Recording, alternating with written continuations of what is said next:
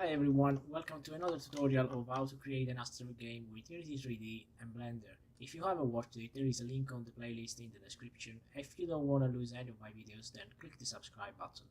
Today we're going to set up the enemies for our game, and we will have an enemy UFO moving in our space and shooting at us. So let's get started.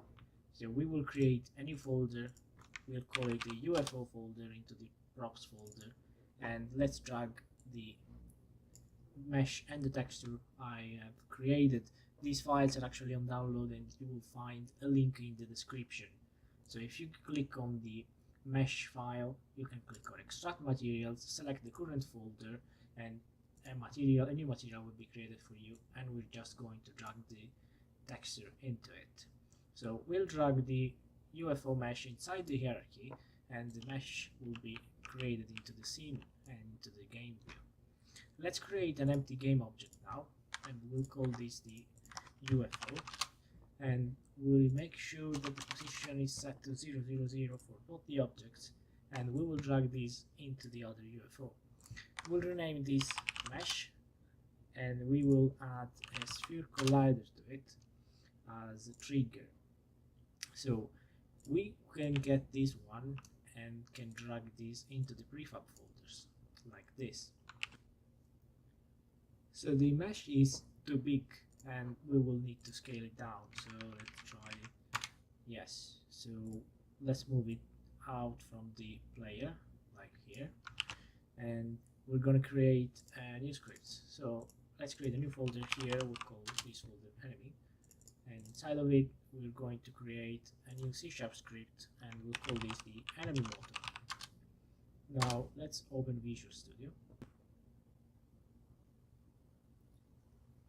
In Visual Studio, into the enemy motor, so we will have a public float speed and a public float angular speed.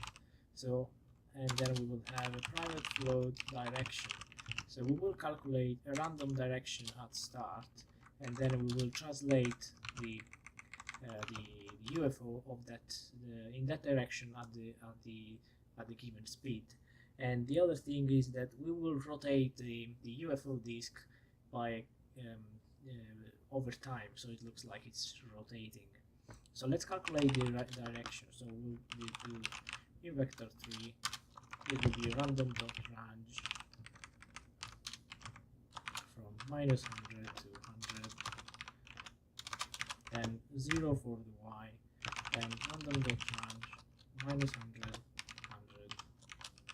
and then normalized. Do not forget the normalized, because or else the vector will be very big and the direction and the object will move very fast. So this is actually not a float, but it's a vector 3.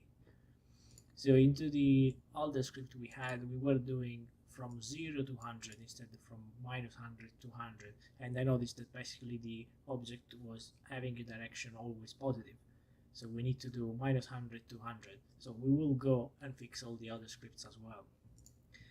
So into the update, we will rotate the object. So we're going to do transform.rotate. So the rotate gets the second type of implementation that we have here. The first one is the axis on which we are rotating around, which is vector 3 up, and the angle, which is the angular speed multiplied by time or delta time. Let's get rid of this. And then next thing is we will move the object in direction multiplied by speed multiplied by time or delta time. And we will use space.word, not self, which is the default. Okay, so let's go back to Unity. Let's select the UFO, and we will add in here the enemy motor. We'll set the speed to 2 and the angular speed to 20, and we will add the edge work. Okay, let's hit apply and let's try this. So if we hit play, now we should see the enemy moving around. Let's try again to make sure that the random is actually working. Yes, so the enemy is moving. Now what we need to do is to make sure that the enemy can shoot at us. So let's create another script. We'll call enemy fire. Let's get inside. So in here we will have, so the enemy will shoot it out like every couple of seconds. So we will create a public float time between shots in seconds, and then we will have a timer. So the timer will ensure that when the threshold is reached, we will shoot at the player. So we will do timer plus equals time dot delta time, and then if timer is greater or equal to time between shots in seconds, then we will reset the timer, so timer equals 0, and then we will get the direction. We will aim to the player, and then we will shoot. We will fire laser in that direction. Now let these functions, they don't exist, so we will go here and create them. Let's change the type here. It's actually vector 3 from here and here. And how are they going to work? So basically, for getting the direction, we will get the direction using the player position and our position.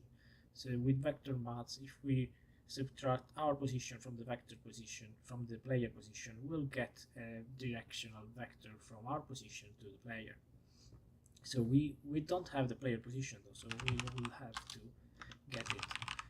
So the player is tagged as player into Unity, so we can do player equals GameObject.find GameObject with tag player.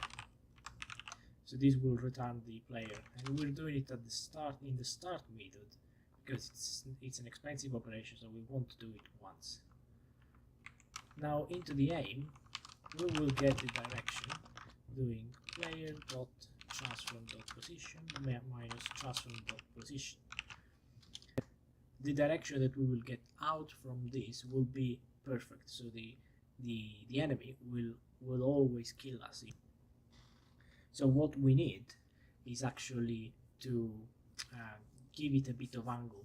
We will rotate direction a bit, so it will not always kill us. So we will have another public float, I will call it angle offset. And what we will do, we will use quaternions to rotate the direction. So we will do return quaternion.angle axis. The angle axis will get the angle as the first parameter, which is we'll do from random range minus angle offset and plus angle offset. And the second parameter, which is the axis, so vector3.up, and we can get rid of system here, so we don't have the error. And then once we have this, the angle axis will return as a quaternion, and the quaternion will be used for the calculation of the for rotating a vector. So if we multiply the quaternion for our direction, we'll get the new direction that is rotated by that angle. And then once we get the direction out, we can fire. So when we need to fire, what we need is a prefab. We need to fire the laser, so this will be the laser prefab.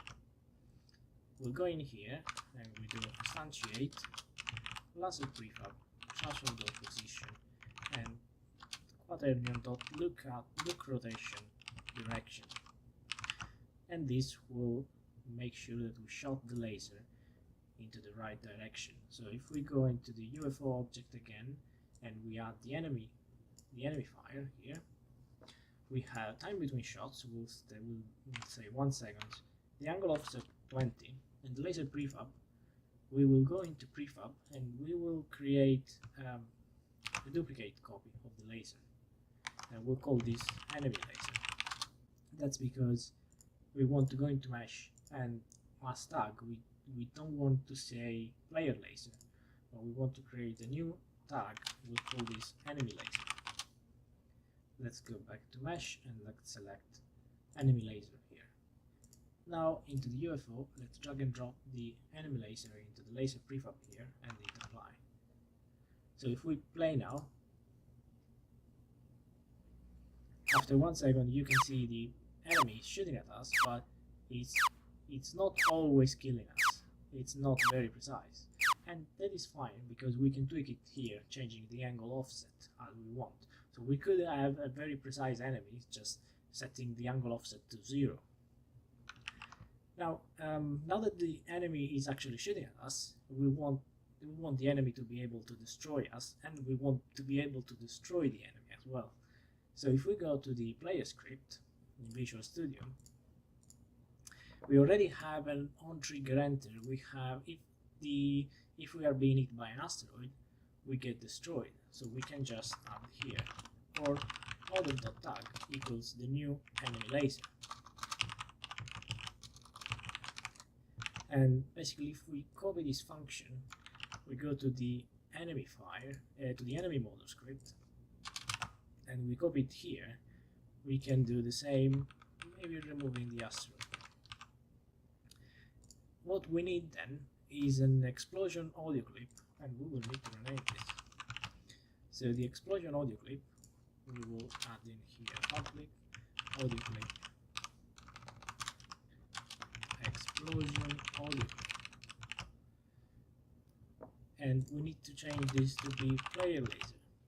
So the reason why we have 2 different tags for the laser is that because when you shoot your laser, when the player shoots laser, the laser is inside the collider of the player, so the player will get destroyed by its own laser, and the same will happen for the enemy. So instead of doing some weird calculations for firing the laser outside the collider, this is easier. So let's go into the UFO. It will, when it builds the script, it will show here an explosion audio clip, and we can just drag and drop the explosion audio clip we have. And now when we hit play, we should be able to be destroyed by the enemy. Let's wait. And now when we hit play again, we can actually destroy.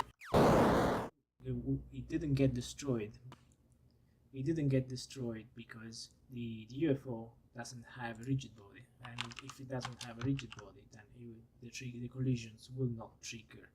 So let's try again now. The enemy. Another thing you saw, you probably saw an error in the console. We'll trigger it again now. We just need to be destroyed by the enemy.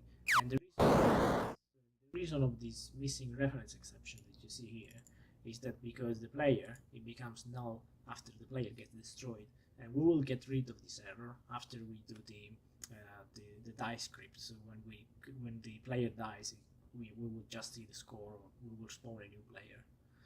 Till then, see you next time.